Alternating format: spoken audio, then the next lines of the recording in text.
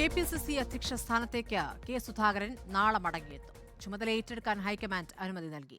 മടങ്ങിവരവിനെ ചൊല്ലിയുള്ള ചർച്ചകൾ വിവാദമാകുമെന്ന വിലയിരുത്തലാണ് ദേശീയ നേതൃത്വത്തിന്റെ ഇടപെടലുണ്ടായത്. അവസരം നോക്കി കെ സുധാകരന് കൊട്ടുകൊടുക്കാൻ കാത്തിരുന്നവർക്ക് തൽക്കാലം ആശ്വസിക്കാൻ വകയില്ല. കെപിസിസി അധ്യക്ഷന്റെ കസേരയിൽ കെ സുധാകരൻ തന്നെ തുടരും.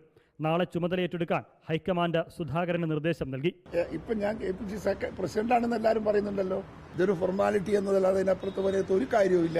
എനിക്ക് ഏത് സമയത്തും പോയി എടുക്കാം, ഇന്ന് പോകാം, നാളെ പോകാം, എടുക്കാം. പക്ഷേ ഞാനൊന്ന് അത് ഒക്കെ ഹൈക്കമാൻഡൊക്കെ ആയി ഡിസ്കസ് ചെയ്തിട്ട് എടുക്കുന്നുള്ളൂ. മടങ്ങിവരവ് വൈകുന്നതിൽ കെ സുധാകരൻ നേതൃത്വത്തെ അതൃപ്തി അറിയിച്ചിരുന്നു.